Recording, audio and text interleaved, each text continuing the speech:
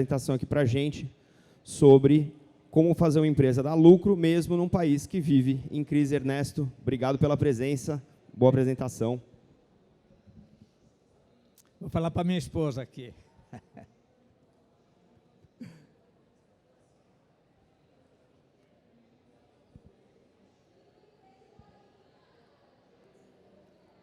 Ah, já tem uma pessoa.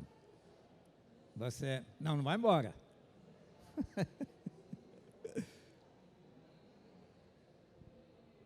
Bom, vou fazer uma apresentação especial para você, que ela já assistiu essa apresentação. Esse aqui é um evento de blockchain, criptomoedas e tal, então focado em dinheiro. Como eu não sou um especialista em blockchain, quer dizer, blockchain na verdade é um formato de arquivo. Então eu sou programador, isso eu consigo entender. E com relação às moedas virtuais, eu acho que tem muito a ver com o tema que eu vou falar, né? Porque não deixa de ser dinheiro. Dinheiro é uma coisa difícil de ganhar, né?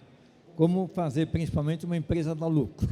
Porque a melhor forma de você ganhar dinheiro, é evidente que tem loteria, tem herança e tal, mas no duro mesmo é você trabalhar. E principalmente você ter uma empresa, porque quando você tem uma empresa, aí realmente você consegue ganhar mais dinheiro. Então vamos falar um pouquinho sobre esse tema. Eu começo essa palestra dizendo que vivemos aí num país abençoado, né? Não tem coisa ruim aqui, a não ser o nosso amigo governo, que faz com que a gente realmente viva em crises. E essas crises vieram aí em todos esses anos. Eu me lembro da primeira crise, quando eu tinha 7 anos, que foi quando o Getúlio morreu. O Getúlio se suicidou, na verdade, depois de uma tremenda crise que houve. E a notícia boa para mim foi que eu estava indo para a escola, de repente eu vi meus colegas voltarem, dizendo, não vai ter aula, não vai ter aula, porque Getúlio morreu. E eu fiquei contente, um dia sem aula. Depois nós tivemos aí o JK, que fez um governo, talvez o pessoal aqui do Rio não goste tanto, porque ele tirou a capital daqui, né? E colocou em Brasília, mas eu acho que para o Brasil isso foi muito bom. Tivemos o Jânio, que depois de algum tempo logo renunciou, assumiu o Goulart, que era comunista. E com isso ele foi deposto. E o Brasil entrou na era da Revolução de 64, militar. Foi um período nem bom nem ruim, foi muito firme. A minha empresa nasceu nesse momento e deu certo. Então eu acho que funcionou. Tinha muita autoridade, muita violência, por causa do negócio da comunismo, democracia, e com isso então a gente tentou aí voltar para direta já, e foi eleito o Tancredo. Tancredo nem assumiu, faleceu antes de assumir, e assumiu o Sarney, que teve problemas econômicos terríveis, né? O Brasil deixou de pagar o FMI, ele criou uma nova moeda, plano cruzado, realmente foi um período bem conturbado. Então as empresas sofreram muito também. E aí veio depois dele, aí já com eleição direta, o Collor. O Collor, eu me lembro, eu já tinha a minha empresa, que eu vou depois falar um pouquinho da história dela. Eu tive que ficar numa fila no banco, na chuva, para retirar, sei lá, R$500. O dinheiro sumiu.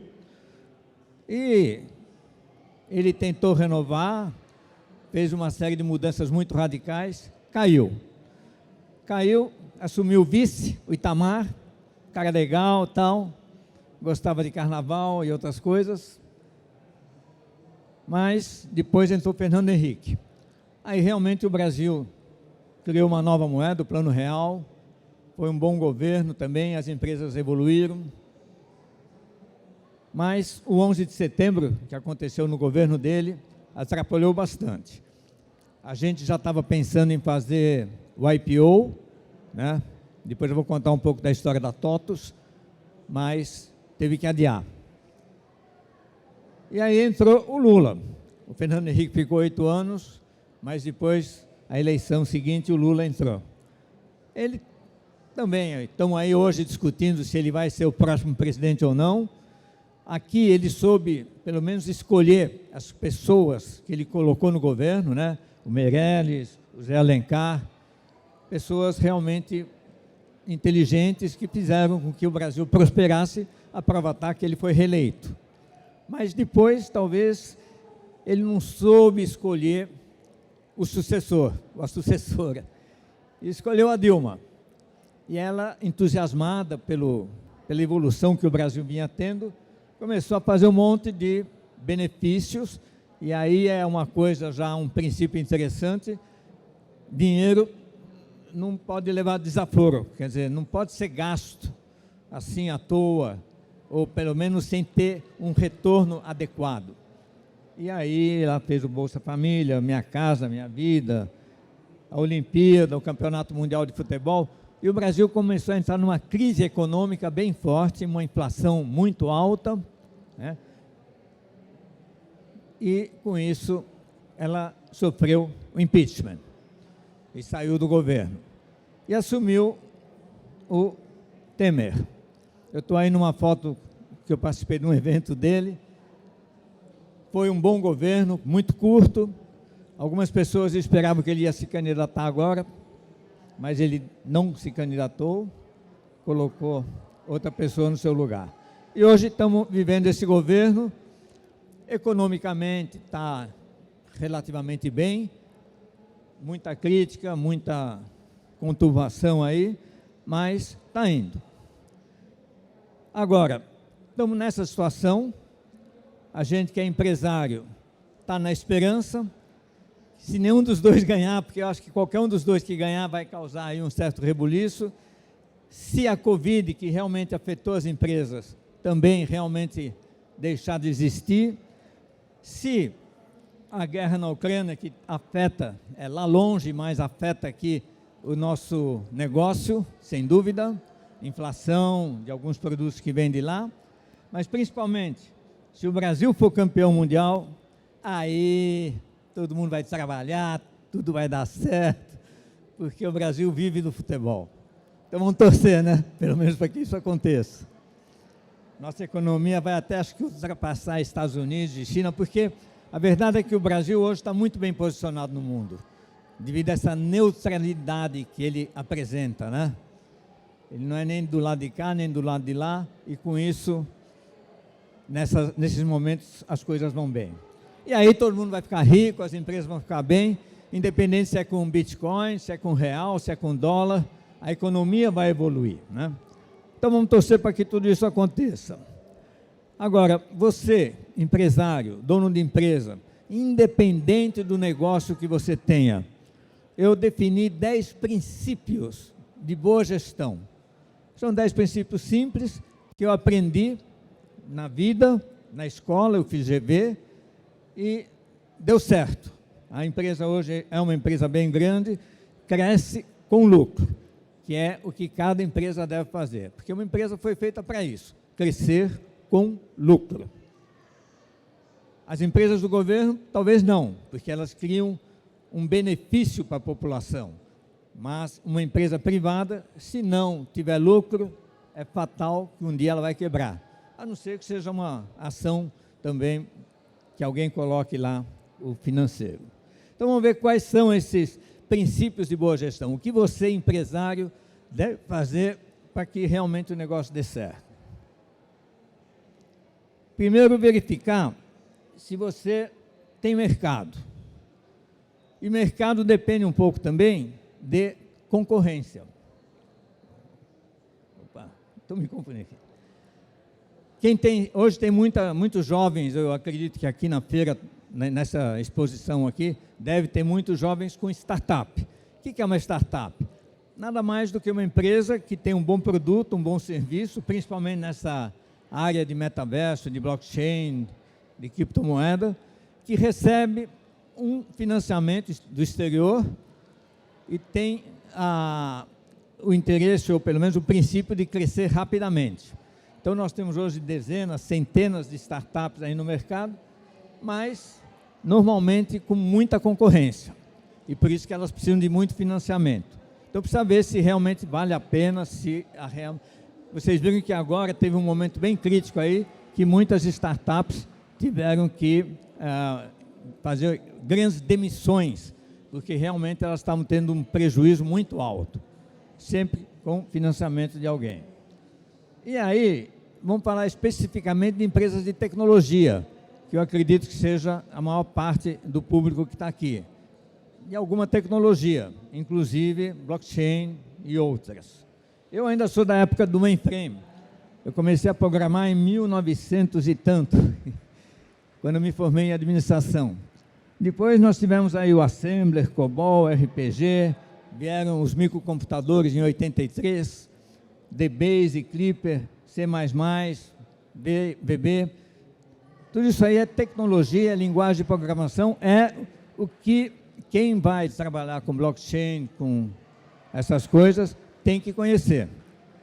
Hoje temos internet, cloud computing, que é exatamente essa computação na nuvem, que é por onde também passa todo esse processo de transferência de dinheiro, né, de forma independente dos bancos, com essas linguagens de programação, inteligência artificial, internet das coisas, no-code, são tendências tecnológicas e que vem acompanhado de todo esse movimento do blockchain com criptomoedas.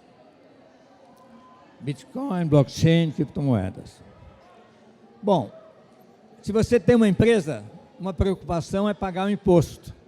Temos aqui um processo bem complexo, talvez o ministro da Economia, pelo menos, tentou simplificar isso, não conseguiu, mas realmente você tem um gasto muito grande em tratar os impostos, além de pagá-los. Só para pagá-los, você precisa ter uma equipe de analistas, um contador que faça todo esse processo.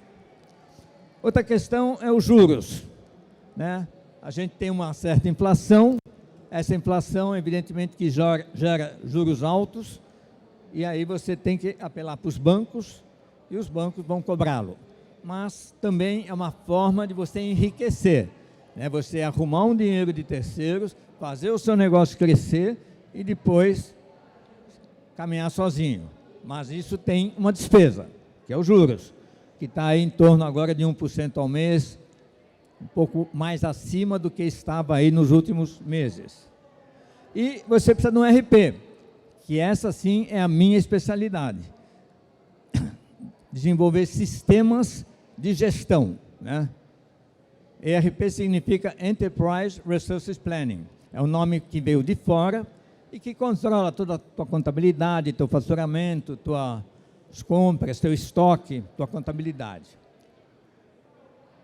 E sai do ar de vez em quando, porque hoje está tudo na nuvem, dependendo exatamente da internet, porque é tudo processado nos mainframes aí dos data chain, das empresas que tem exatamente como Microsoft, Google, Amazon, onde tudo é processado lá, na nuvem. Bom, outra coisa que você precisa controlar são as despesas. Então, o grande drama do empresário é que ele tem a receita, mas também tem as despesas. E essas não param de crescer. Sempre vem alguma coisa que você não previu, sempre tem uma despesa a mais, um imposto a mais, um investimento que você tem que fazer no seu negócio. Então é difícil você chegar no lucro. Tem também as coisas boas, né? Você tendo a sua empresa. Você tem as homenagens quando você faz aniversário, você tem a autoestima, né? As pessoas te elogiam de vez em quando, ou então metem o pau. Mas você pode ficar rico, independente da moeda, seja real, seja dólar, seja criptomoeda. O importante é você conseguir juntar, não gastar e fazer uma reserva que te dê uma boa vida. Bom, o que você precisa fazer para realmente chegar lá, ter uma empresa com sucesso? Então, vamos ver os princípios. O primeiro dele é esse, não tem jeito. Se você não estiver disposto a trabalhar, dificilmente teu negócio vai crescer. Mas vamos ver que tem várias formas de você trabalhar.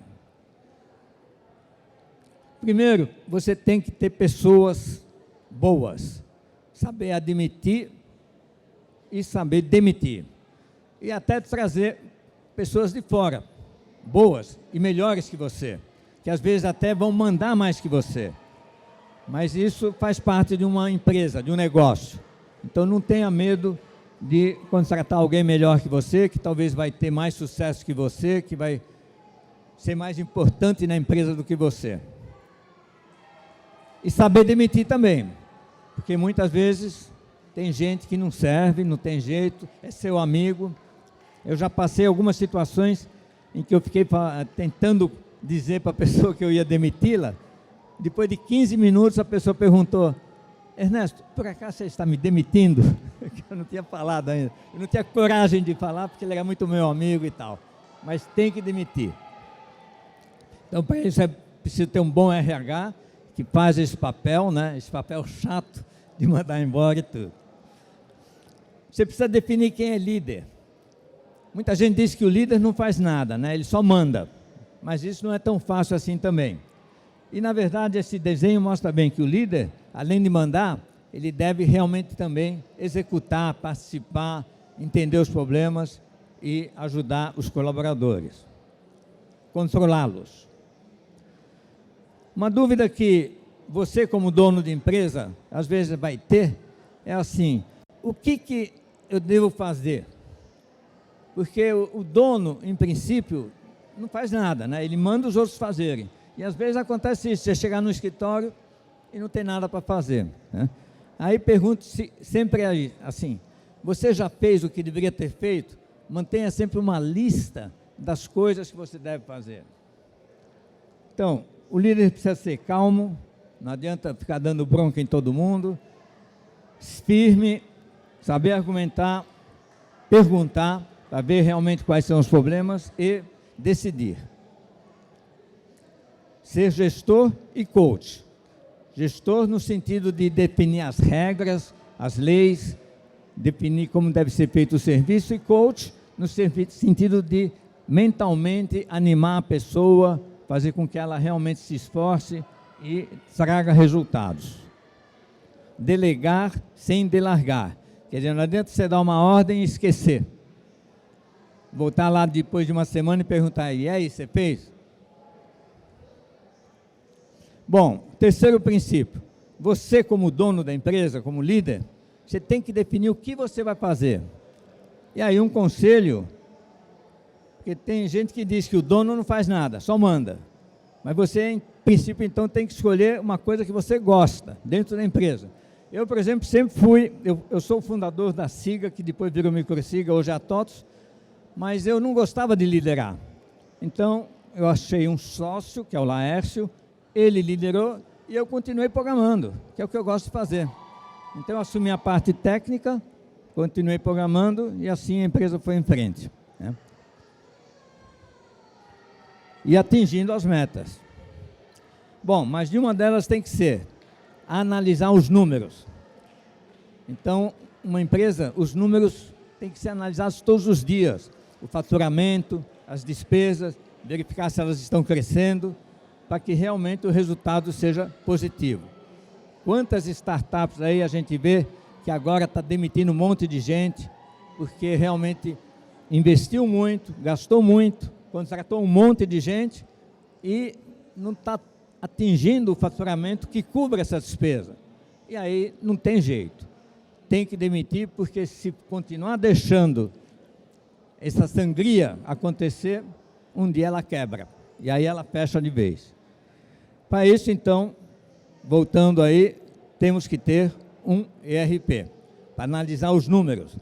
Eu tenho na minha sala 2, 3 vídeos em que me mostra o tempo todo qual é o faturamento, quanto está sendo faturado, quanto está sendo gasto, quanto tem a diferença entre o real e o budget que a gente faz todo mês. Então, analisar os números. O ERP Flex, que é o sistema que nós temos atualmente, ele dá uma posição econômico-financeira que mostra realmente toda a posição da empresa. Econômica, que é exatamente a parte de lucro e prejuízo, tal, se está faturando mais do que gastando, e a econômica, que é o controle dos empréstimos, a financeira, aliás, a financeira, que é se você tiver um empréstimo, se você estiver pagando alguma coisa atrasada, um refis, que é a saída do caixa, a saída e a entrada, que nem sempre bate com lucro. Às vezes você está tendo lucro, mas está pagando despesas anteriores, que foram proteladas, e que agora te provoca, às vezes, uma falta de liquidez para pagar esses empréstimos. Quinto princípio, muito treinamento. Eu sempre gostei de dar aula, de dar palestra, de escrever livros. Isso é importantíssimo. Tenho vários livros sobre tecnologia, desde a época de programação Assembler até hoje. E esses livros agora estão disponíveis no meu site, ernestoabercorn.com.br, gratuitamente. Então, cada um de vocês pode adquiri-los. Esse é o primeiro, Introdução à Análise de Sistemas, que explica basicamente como funciona um RP, de uma forma simples e didática. Leia também livros de empresários conhecidos, do Hermínio Moraes, do Abílio Diniz, do Setúbal. É impressionante como isso te dá uma visão ampla de como eles conseguiram chegar lá. Toda quinta-feira de cada mês eu tenho no YouTube um programa chamado Ernesto Responde. Recomendo também que vocês assistam, que a gente apresenta cada vez um tema diferente, algumas vezes técnicos, outras vezes nem tão técnicos assim, mais focados em gestão. Enfim, pessoal, a vida é igual para todo mundo. Um dia estamos lá em cima, no dia seguinte estamos lá embaixo. Veja isso você mesmo. E aí mais um conselho. Sabe o que é isso? O meu diário. Eu tenho o meu diário desde os 20 anos. E todo fim de ano eu faço uma análise, ou às vezes até durante o ano mesmo. Esse diário aqui contempla de 2017 até hoje. Então hoje eu vou escrever aqui. Fiz uma palestra no blockchain, no evento de blockchain. Você vai ver como em determinados momentos, quando você lê o seu diário, principalmente de períodos anteriores, você consegue achar uma solução nova com o problema que você está tendo. Porque você já tem tudo escrito, já viu o que fracassou, o que deu certo e assim por diante. Outro detalhe, aumentar a rede de fornecimento do seu produto, através de franquias, canais. Vantagem de franquias, nós optamos por franquias. A TOTVS tem hoje franquias, não só no Brasil, como no mundo todo. Você tem uma pessoa da região que vai também investir, que vai se responsabilizar pelo negócio. Então é bem interessante essa forma de você crescer. É uma parceria ganha-ganha. Programas de qualidade. Nós sempre adotamos, é uma coisa chata, né? Mas também é muito importante, em alguns casos até obrigatório, quando você vai apresentar um orçamento para um cliente. A LGPD, que é Lei Geral de Proteção de Dados, quem trabalha com tecnologia, com programação, tem que tomar cuidado, cada vez mais eles estão pegando casos em que a pessoa realmente disseminou dados sem querer, né? Deixou que, por exemplo, uma empresa analisasse os dados da empresa de um cliente seu para, por exemplo, oferecer crédito. Precisa pedir autorização, não pode fazer nada sem pedir autorização. Outra coisa que também está aí pegando no pé é a ESG, né? ESG é Environment, que é a natureza, meio ambiente. O S é de social, tratar as pessoas iguais, não tem nenhuma questão racial nem nada. E o G é de governança, que é principalmente pagar os impostos, né? Direitinho. Se você for acusado de sonegar, eu já fui. Aí eu só neguei. Não soneguei, só neguei. Inovar, criar novos produtos, novos serviços, né? O blockchain já é uma coisa nova. Nós criamos o SIGA, MicroSIGA, depois a TOTVS, a DVPL, que é uma linguagem de programação, o Netas, enfim. Você tem que sempre estar bolando coisas novas. Fazer interação com os clientes, né? Com os canais, com os colaboradores, fazer eventos de fim de ano, eventos para mostrar um produto, para mostrar um serviço, em algum lugar, pode ser na própria empresa. Nós fazemos uma vez por mês palestras para os nossos clientes, depois fazemos eventos fora da empresa, fazendo assim uma amizade com os clientes. O nono princípio é frequentar associações, né? Você tem, por exemplo, o LEAD, em São Paulo, o Endeavor, que é uma associação onde você vai, faz cursos, conhece pessoas interessantes. Tem o BNI. O BNI é um movimento mundial, aqui no Rio também tem, em que se reúne uma vez por semana empresários, onde um vende seu produto para uma outra empresa. Não pode ter em cada unidade mais do que uma pessoa num determinado segmento. Então você está lá sozinho oferecendo seu produto sem concorrência. E tem inúmeros BNIs no Brasil e no mundo. Então você frequentando, você pode depois visitar todos eles. Associações, né? É importantíssimo. A CESPRO, inclusive a sede da CESPRO era aqui no Rio, agora é em Brasília. A ABES, a Brascom, a BRAT, o SINDPD, frequentar para saber como é que está a tendência salarial, o que está se prevendo. Nós, por exemplo, da área de TI, é que conseguimos a desoneração. O fato das empresas pagarem o INSS, em vez de ser sobre a folha, que é 90% da despesa de uma empresa de TI, nós pagamos sobre o faturamento, 4%, em vez dos 20% da folha. Isso foi tudo graças a essa participação em associações. E fazer associações, fundos de investimento. O Brasil está sendo um país muito cobiçado pela China, pelos países lá do leste, recebendo muitos investimentos, principalmente nessa área de tecnologia. Todo dia tem uma empresa nova. E Merge e Acquisitions, que é você se juntar com uma empresa. Então, eu vou aproveitar esse Merge and Acquisition, principalmente o Merge, que é você se juntar, para contar uma história interessante. A história é a seguinte: no dia 19 de setembro de 74, eu trabalhava na Siemens, na empresa ESC, que era uma empresa de computadores. E lá me pediram para desenvolver um sisteminha de faturamento, contabilidade, compras, estoque e tal, para mostrar o computador, né? Porque é um computador da Siemens, novo, compatível com o da IBM, mas você não conseguia facilmente vendê-lo sem mostrar um sistema, né? Saber o que o computador faz. Aí o diretor lá viu que eu era programador, tal, falou: Ernesto, desenvolve aí um sistema. E eu comecei a desenvolver um sistema chamado SIGA, Sistema Integrado de Gerência Automática.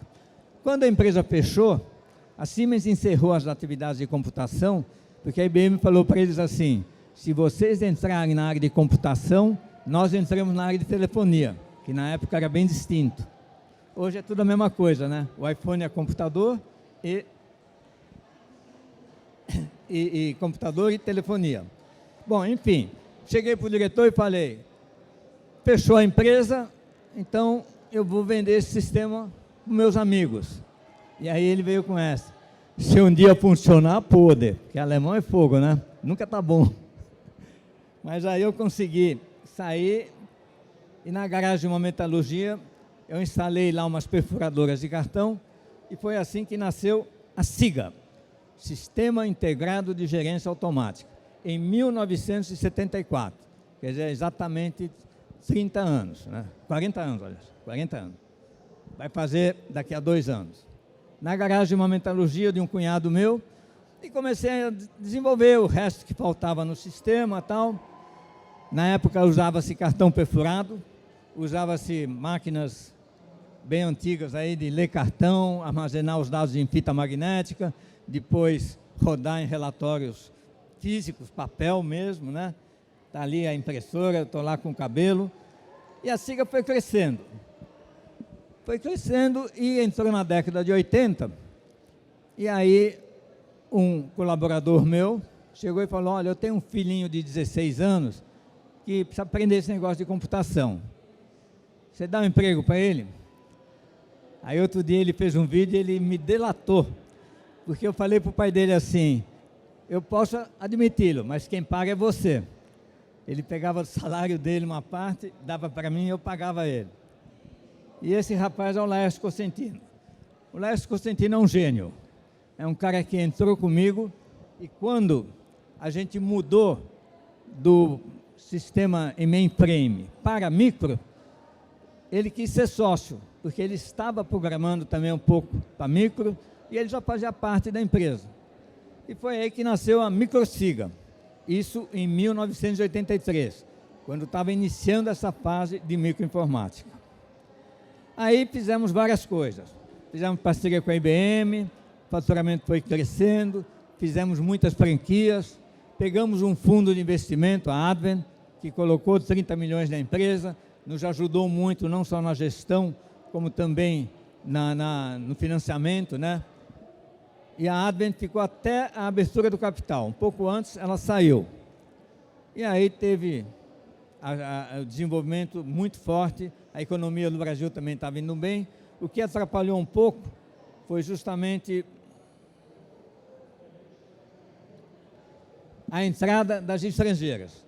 Até aquela época, era só nós, e DataSul e outras empresas, no mercado brasileiro.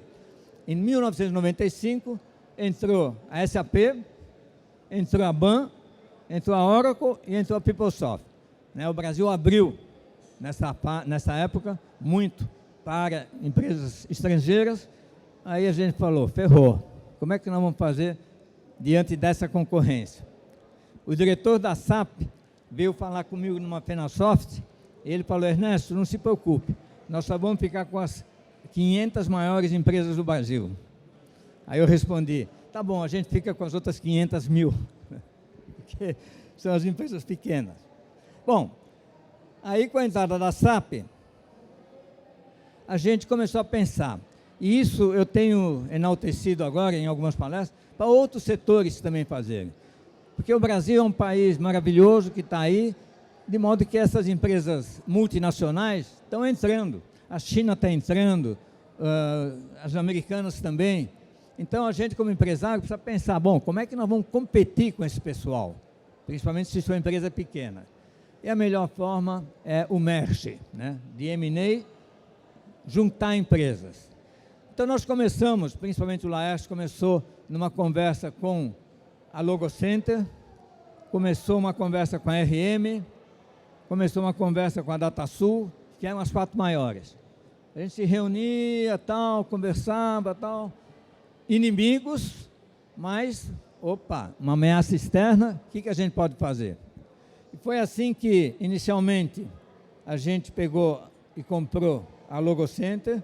O 11 de setembro retardou bastante todo esse processo, que foi justamente nessa época que a gente já estava pensando em fazer o IPO.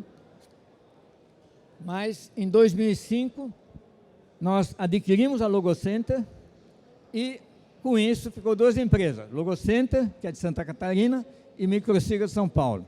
Precisava de um nome que ficasse acima das 2. E aí foi dado o nome TOTUS. TOTUS significa tudo é de todos. É uma frase do Paulo, do Papa João Paulo. Nasceu a TOTUS e a empresa cresceu. Bom, aí o objetivo realmente era, agora sim, fazer o IPO. Então, no dia 9 de março de 2006, o IPO da TOTUS. Foi um IPO de 460 milhões, né? Saber quanto isso que valia em dinheiro de hoje, mais de 2, 3 bilhões. A gente devolveu o que a Advent tinha investido, pegamos dinheiro no BNDES, mais barato e tudo, e a empresa começou a crescer. O Brasil é o único país no mundo onde a SAP e nem a Oracle são as maiores empresas dentro do mercado de ERP. É a TOTUS. E em alguns países aqui da América do Sul também ela já está dominando. Aí foi também, aí depois, com o dinheiro do IPO, foi adquirida a RM, também entrou o BNDES para ajudar, e depois a compra da DataSul, que era nosso maior concorrente. Mas tudo em paz, para crescer, todo mundo se saiu bem. O mercado tem hoje uma empresa brasileira fazendo o serviço, que é bem complexo, porque a nossa tributação é complexa.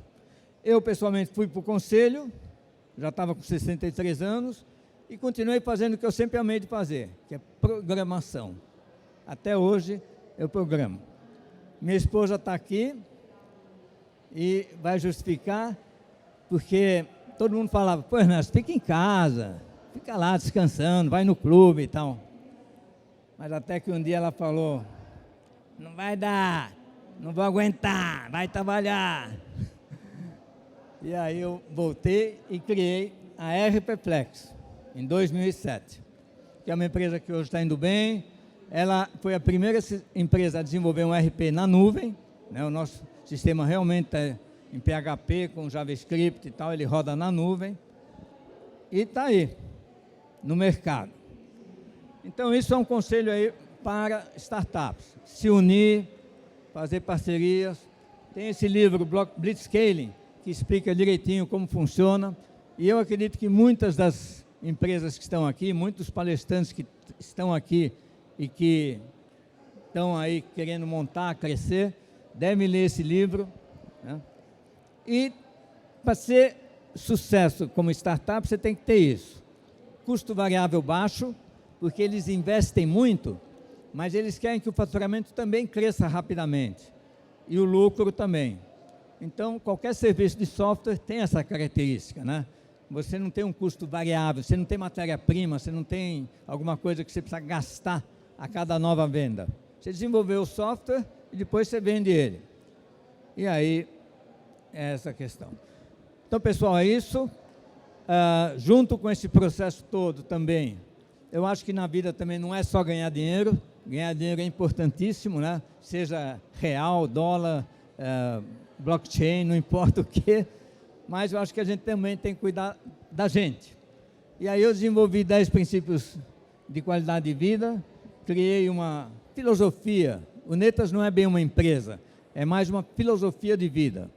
Significa natureza, educação, trabalho, amor e saúde. É um acrônimo, a palavra Netas. Então vamos aqui praticar rapidinho para finalizar os 10 princípios. Primeiro eu vou falar os 10 princípios. Atividade física todos os dias. Estou com 78 anos, nado todo dia, faço atividade física todos os dias. É importantíssimo. Alimentação equilibrada e orgânica. Você tem isso no meu site, mas pode tirar foto, deve tirar. Dormir o suficiente para sentir-se descansado. Trabalho, fazer dele um lazer, um prazer, não é fácil, né? Mas tem que gostar do que faz. Ler, estudar, estar sempre bem informado, também é bacana. Espiritualidade, viver a própria.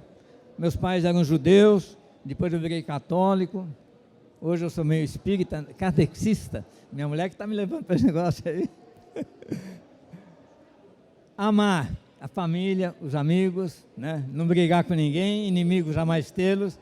Agir com ousadia, calma e persistência. E cumprir as metas estabelecidas. É o 10º princípio. Tem esse livrinho aqui, pessoal, Dicas de Como Chegar Lá. Eu tenho 2 exemplares. Tá aí?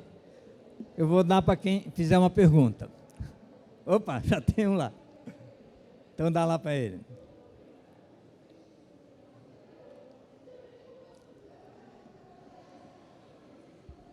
Primeiramente, queria parabenizar aí, otimamente a apresentação.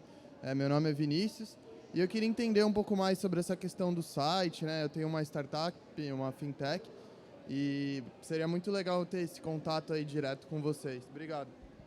E a pergunta? A pergunta é mais relacionada à questão do site, se existe algum grupo para manter um contato mais direto, para a gente construir junto esse ecossistema.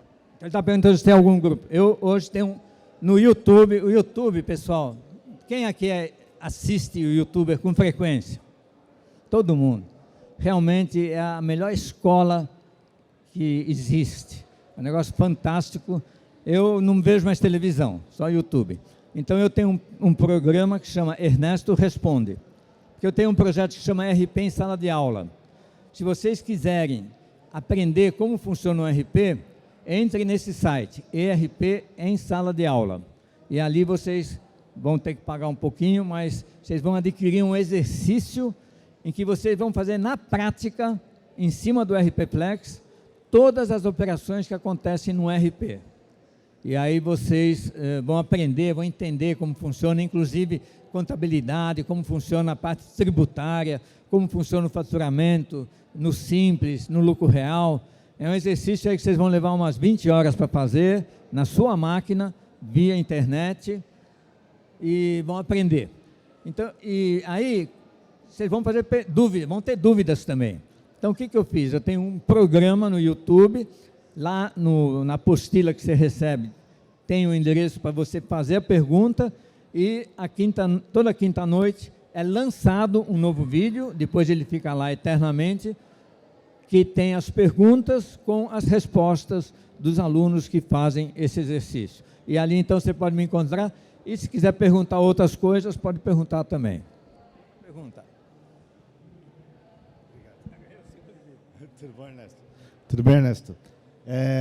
Primeiro, o senhor aqui como personalidade ímpar no cenário de informática do Brasil, com toda a experiência, como uma figura totalmente diferenciada aqui para a nossa economia, para brigar com grandes empresas gigantescas. Qual que é a tua visão relacionada à integração desse mundo cripto, blockchain? Se fala muito em escrituração digital na blockchain dos livros das empresas, já existe na legislação de SAs a questão de escrituração de quadro societário e de livros totalmente online, totalmente digital. Como que você vê a integração desse mundo, que talvez você seja a pessoa mais experiente do Brasil para falar disso, com essas novas tecnologias de blockchain, de visibilidade e transparência total, tanto para as empresas privadas, multinacionais, como para o governo? Boa pergunta. São duas coisas que a gente tem que falar. Uma é o blockchain, a outra são as criptomoedas. Vamos falar primeiro do blockchain. O blockchain, pessoal, é uma nova forma de arquivamento de dados, que ficou totalmente independente. Quer dizer, não depende de ninguém, depende só do sistema. E ele tem uma característica, exatamente para dar essa segurança, né, que ele não apaga nenhum registro. Quem aqui conhece um pouco de programação ou sabe que um arquivo em disco, você atualiza ele toda hora, né? Toda hora você está atualizando o saldo, está atualizando um estoque e tal. No blockchain, tudo é regravado num outro registro. É como se você tivesse um caderno e tudo que você faz, você vai anotando nesse caderno. E o saldo, por exemplo, da sua conta, você vai lá e vai também colocar no seu caderno. Só que você está escrevendo tudo a tinta, com caneta. Então você não apaga nada, você escreve na folha seguinte. E quando você quiser então saber uma informação, ela vai estar naquele último registro. O segundo ponto é que esses arquivos não estão numa Google da vida, numa Microsoft ou numa Amazon. Estão nas máquinas, ou pelo menos no processo que quem investe nisso são os mineradores. Bom, então uma pergunta que eu sempre fiz, ontem eu fiz aqui uma pessoa que conhece bem, então, será que vai ter tanta memória para suportar tudo isso? Dizem que sim, porque hoje a memória é uma coisa muito barata, ela está crescendo muito e ela está espalhada, né? Porque essas máquinas estão espalhadas no mundo todo e hoje tem mineradores que tem um negócio do tamanho desse pavilhão aqui só de máquina de memória. Bom, o outro ponto é a questão das criptomoedas. Até agora, o grande problema, ontem teve também uma palestra bem interessante aqui, é realmente a regulamentação.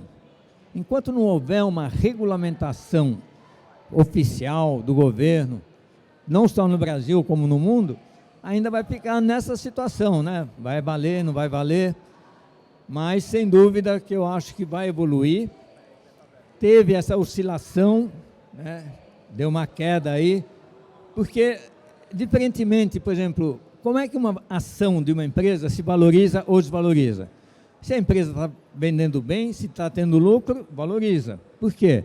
Porque em cima de uma ação você tem um negócio chamado dividendo. Então você recebe uma quantia além da valorização que depende do lucro. Por isso que eu falei tanto em lucro. Já o Bitcoin e todas as outras criptomoedas, elas dependem apenas da oferta e da procura. Agora, vocês vão falar, tudo depende da oferta e da procura, mas tudo depende da qualidade quer dizer, essa oferta e procura não varia só pela demanda, ela varia porque a pessoa saiu um carro espetacular, econômico, bonito, tal, aumenta a procura.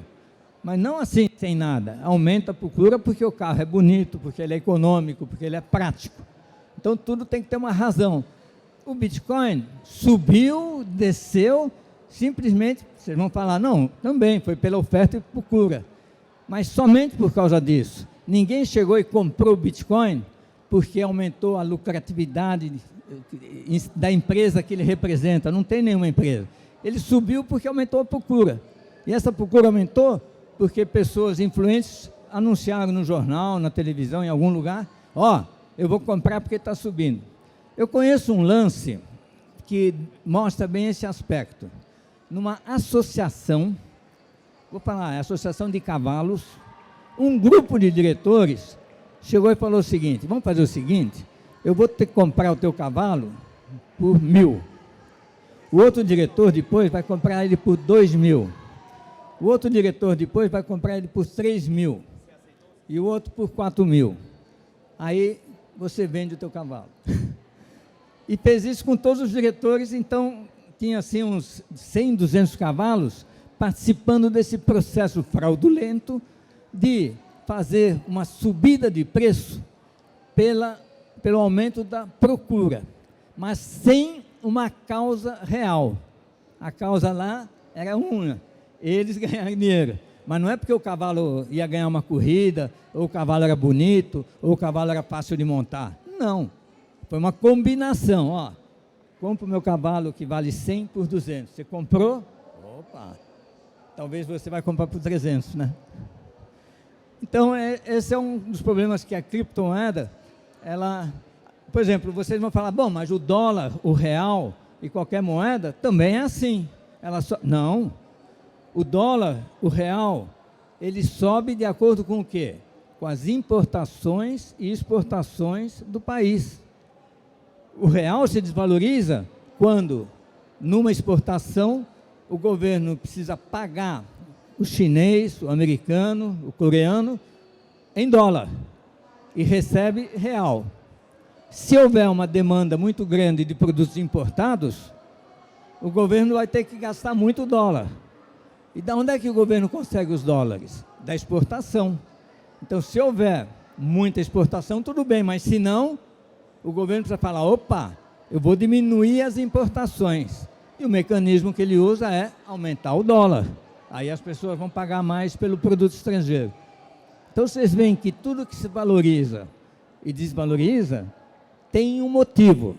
A criptomoeda tem um único motivo que é falso, que é a oferta e a procura, mas sem uma coisa por trás. Pessoal, a gente vai precisar encerrar agora para continuar a programação. Ernesto, obrigado pela palestra. Muito bom ter você aqui. Uma lenda da tecnologia brasileira. Obrigado. A gente segue agora com o painel sobre o metaverso. Vai ser o primeiro painel do